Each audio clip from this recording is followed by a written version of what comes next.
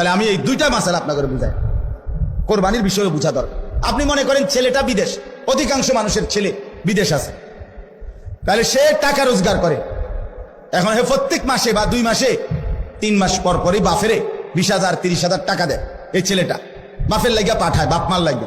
এখন কোরবানির সামনে এই উপলক্ষে ছেলেটা 30,000 টাকা পাঠাইছে, অথবা অন্যান্য বাড়ির চাইতে 5,000 বেশি পাঠাইছে।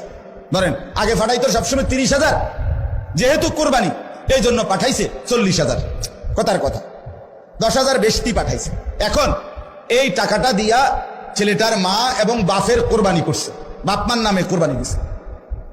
এখন ছেলেটা, তার কাছে তো টাকা আছে, তার তো এই শুধু 30,000 টাকা না, তার কাছে তো তার ব্যক্তিগত জমানো টাকা আছে।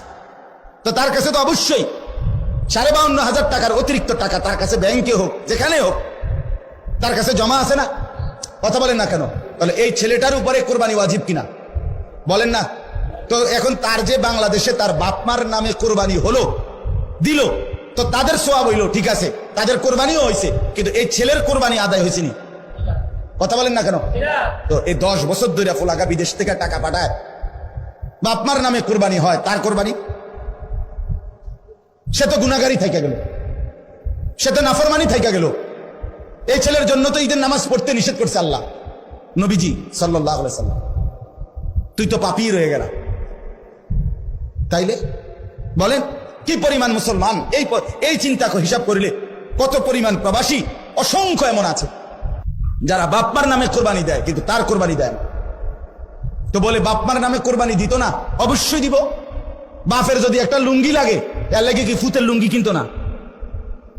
কথা কন না কেন? বাপের যদি একটা জামা লাগে, তো এর লেগে কি বাপের জামা আমি দিছি দেখা আমি আর খালি গায়ে আটমু নাকি? তো তাহলে এটা কথা হইল কোনো? বাপের নামে কোরবানি দিলাম দেখা, মার নামে কোরবানি দিলাম দেখা আমি কোরবানি দেব না, এটা কোন কথা?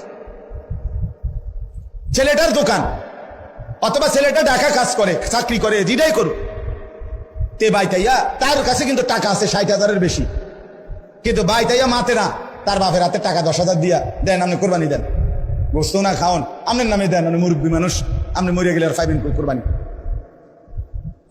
অথচ সে কিন্তু কি সামর্থ্যবান, কথা বুঝেন নাই আমার? তার কাছে টাকা আছে না, এই 10,000 টাকা ছাড়া তার দ্বারা টাকা নাই।